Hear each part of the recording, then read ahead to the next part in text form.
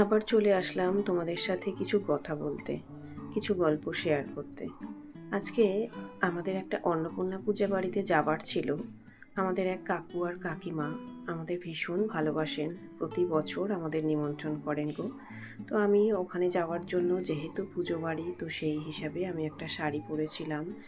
আর আমি তো খুব বেশি মেকআপ করতেই পারি না, আর যেহেতু গরমের মধ্যে দুপুরবেলা কিচ্ছু সাজিনি, জাস্ট একটা শাড়ি পরে আর একটু লিপস্টিক পরে চলে গেলাম।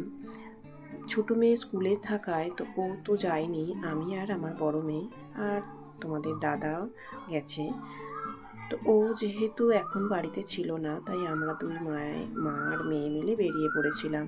কাকিমাদের ওখানে গিয়ে দেখলাম যে এত সুন্দর কাকিমাদের অ্যাকোরিয়ামের মাছগুলো, গত বছরেও গেছিলাম, মাছগুলো দেখলাম অনেকটাই বড় হয়ে গেছে। কিন্তু আমার ভীষণ ইচ্ছে করে এরকম একটা অ্যাকোরিয়াম আমার বাড়িতে বানাই। আবার ভয় করে, শুনেছি অ্যাকোরিয়ামকে নাকি ভীষণ মেনটেন করতে হয় গো। তো সেই ভয়ে না আর সাহস করে উঠতে পারি না।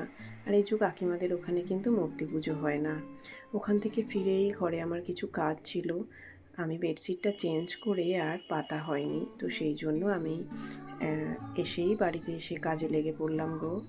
বেডশিটটা চেঞ্জ করে নিলাম।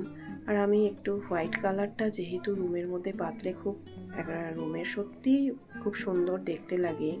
বাট আমার যেহেতু মেয়েরা আছে, তো আর আমার মেয়েরা সারাক্ষণ রং তুলে নিয়ে বসে থাকে, সেই জন্য না আমি হোয়াইট কালারটা একটু অ্যাভয়েড করি। তারপর আমি একটু সোফাটা গুছিয়ে নিলাম। বাড়িটা গুছানো থাকলে ভীষণ ভালো লাগে দেখতে।